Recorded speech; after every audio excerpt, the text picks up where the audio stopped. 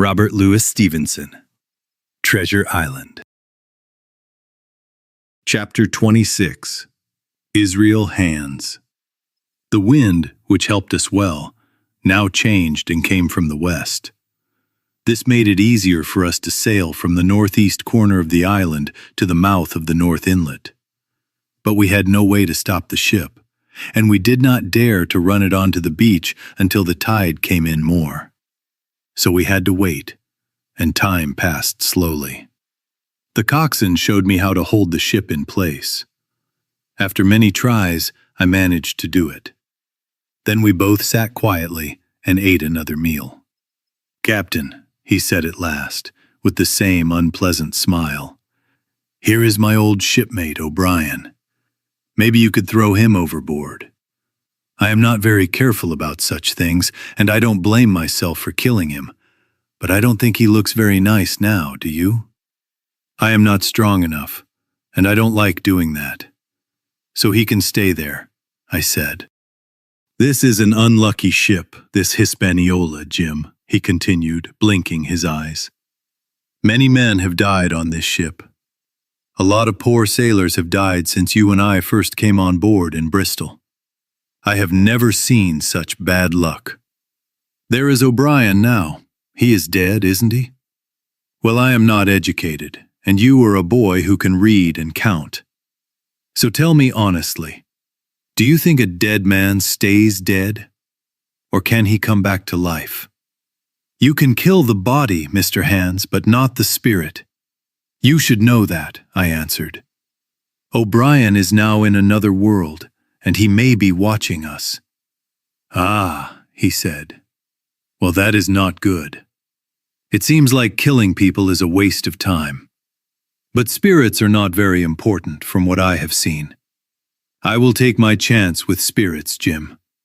And now, since you spoke so openly, I would be grateful if you went down to the cabin and got me, well, shiver my timbers. I can't remember the name. Well, get me a bottle of wine, Jim.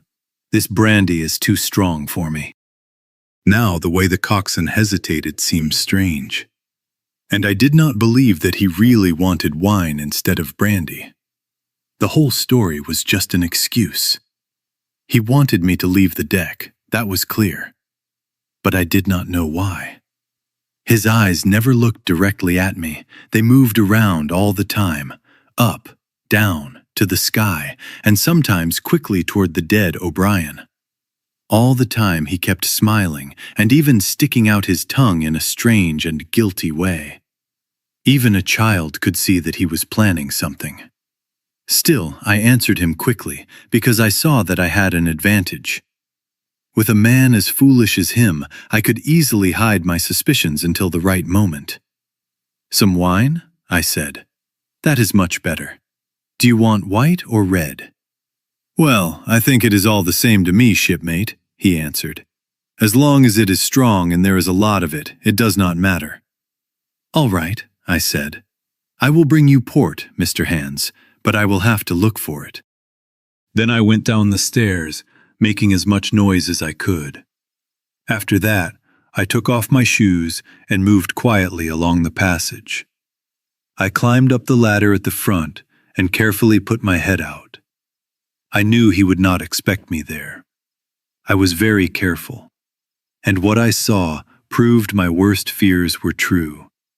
He had moved from his place and was now on his hands and knees. His leg clearly hurt him badly, because I heard him try not to cry out. But he still moved quite fast across the deck. In less than half a minute, he reached the side of the ship. From a coil of rope, he took a long knife, or rather a short dagger, covered with blood up to the handle. He looked at it for a moment, pushed out his lower jaw, and tested the point on his hand. Then he quickly hid it inside his jacket and went back to his old place against the side of the ship. That was all I needed to know.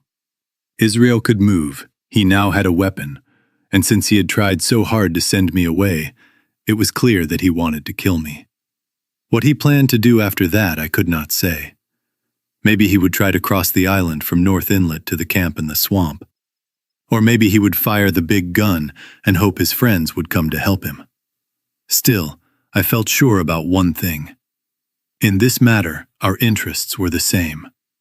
We both wanted to bring the ship safely to land in a protected place. We also wanted to be able to take it off the shore again later without too much work or danger. Until that was done, I believed he would not kill me. While I was thinking about this, I was also busy. I went back to the cabin, put on my shoes again, and took a bottle of wine. Then I returned to the deck with it. Hans was lying just as I had left him. He was bent together and had his eyes almost closed, as if the light was too strong for him. But when I came back, he looked at me. He broke the neck of the bottle easily, like a man used to doing it. Then he took a big drink and said his usual words. "Here's luck." After that, he lay still for a while. Then he took out some tobacco and asked me to cut a piece for him.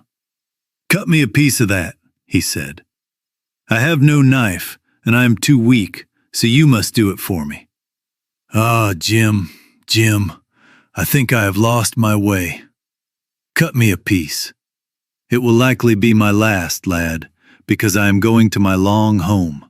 That is certain." "Well," said I will cut you some tobacco.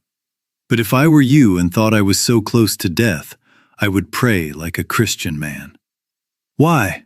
said he. "Now you tell me why." "Why?" I cried. "You were just asking me about the dead. You broke your duty. You have lived in sin, lies, and blood. There is a man you killed lying at your feet right now. And you ask me why? For God's mercy, Mr. Hans, that is why." I spoke with some anger, thinking about the bloody knife he had hidden and meant to use to kill me. He, however, took a big drink of wine and spoke in a very serious way. "For 30 years, he said, "I have sailed the seas and seen good and bad, better and worse, calm weather and storms, no food, fights with knives, and everything else. And I tell you this, I have never seen good come from being good. The one who strikes first wins, in my opinion. Dead men do not bite. That is what I believe. Amen. And now listen," he added, suddenly changing his tone. "We have had enough of this nonsense. The tide is high enough now. Just follow my orders, Captain Hawkins, and we will sail in and finish this." Altogether, we had less than 2 miles to sail. But it was not easy. The entrance to this northern place was narrow and shallow. It went from east to west, so the ship had to be handled very carefully. I think I did my part well, and I am sure that Hans was a very good pilot. We turned again and again, moving carefully between the shallow places, very close to the sides, with great skill. It was impressive to see. As soon as we passed the entrance, the land closed around us. The shores of North Inlet were full of trees, like those at the southern anchorage. But this place was longer and narrower, more like a river. Straight ahead of us, at the southern end, we saw a broken ship. It was in very bad condition. It had once been a large ship with 3 masts, but it had been there so long that it was covered with seaweed. On its deck, bushes had grown and were now full of flowers. It was a sad sight, but it showed us that the water there was calm. "Now," said Hans, "look there. That is a perfect place to run a ship onto the shore. There is smooth, flat sand. There is no wind. Trees are all around, and flowers are growing on that old ship like in a garden."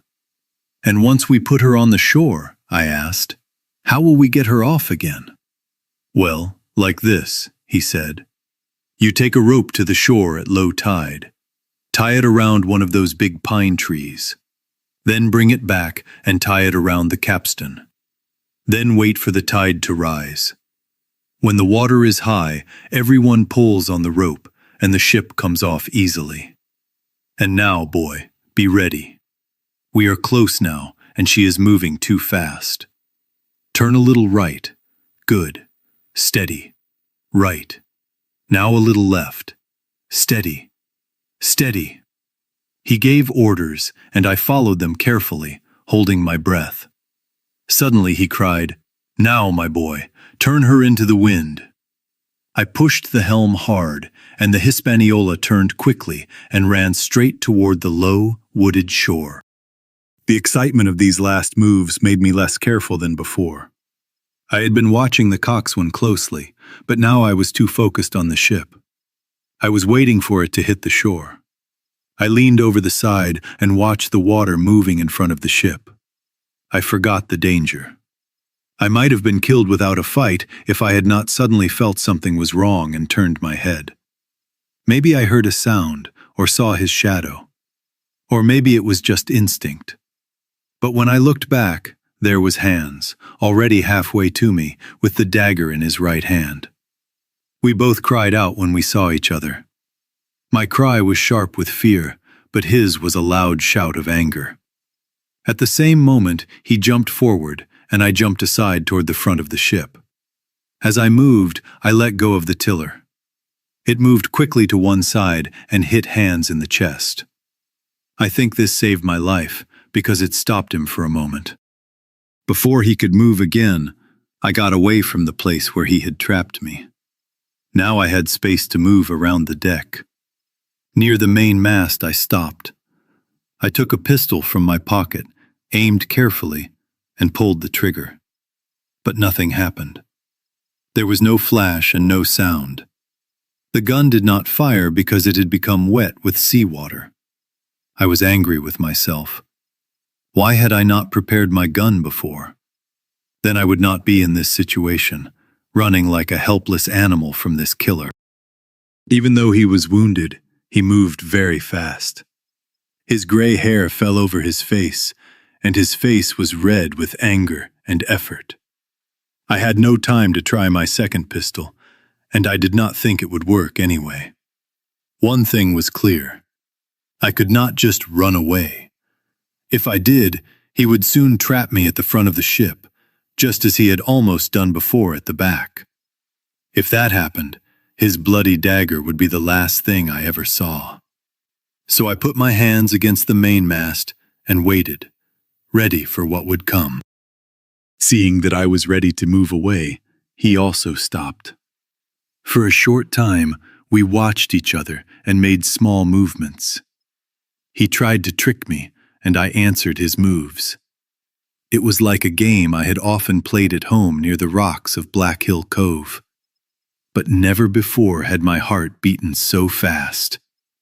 Still, it was a boy's game, and I thought I could manage it even against an older sailor with a wounded leg. My courage began to grow. I even started to think about how it would end. I could see that I could keep this going for a long time, but I saw no real way to escape in the end. Then, suddenly, the Hispaniola hit the ground. The ship shook, scraped along the sand for a moment, and then quickly fell to the left side. The deck leaned at a steep angle, about 45 degrees. Water rushed in and collected along the side of the deck. We both lost our balance at once. We rolled down together toward the side of the ship. The dead man in the red cap slid after us, still stiff with his arms spread out. We were so close that my head hit the coxswain's foot hard, and my teeth shook. Even so, I got up first, because Hans was caught under the dead body. The ship's tilt made it impossible to run. I had to find another way to escape, and I had to do it quickly because he was very close to me. Without thinking, I jumped into the ropes and climbed up fast. I did not stop until I reached a high place above the deck. I had saved myself by moving quickly. His dagger struck just below me as I climbed. Now he stood there, looking up at me with his mouth open, surprised and angry. Now that I had a moment, I quickly fixed my pistol. Then, to be sure, I prepared the other one as well, loading it again from the beginning. When Hans saw what I was doing, he became worried. He understood that things were going badly for him. After a short pause, he also began to climb. He held the dagger in his teeth and slowly pulled himself up the ropes. His injured leg made it very difficult, and he moved slowly, making sounds of pain. I had already finished preparing both pistols before he had climbed even 1/3 of the way. Then, holding a pistol in each hand, I spoke to him. "One more step, Mr. Hans," I said, "and I will shoot you. Dead men don't bite, you know," I added with a short laugh. He stopped at once. I could see from his face that he was trying to think, but he thought very slowly, and it was hard for him. Now that I felt safe, I laughed out loud. At last, after swallowing once or twice, he spoke. His face still looked very confused. To speak, he had to take the dagger out of his mouth, but he did not move in any other way. "Jim," he said, "I think we are stuck, you and me, and we will have to make an agreement. I would have killed you, but for that sudden movement of the ship. But I have no luck, so I think I must give up. And that is hard for me, you see, a skilled sailor, to give up to a young boy like you, Jim." I listened to his words and smiled, feeling very proud, like a rooster on a wall. But suddenly, in one quick movement, his right hand went back over his shoulder. Something flew through the air like an arrow. I felt a blow and then a sharp pain. I was stuck to the mast through my shoulder. In that terrible moment of pain and surprise, I cannot say I acted on purpose. And I am sure I did not aim carefully. But both my pistols fired at the same time and flew out of my hands. They did not fall alone. With a choking cry, the coxswain let go of the ropes and fell head first into the water.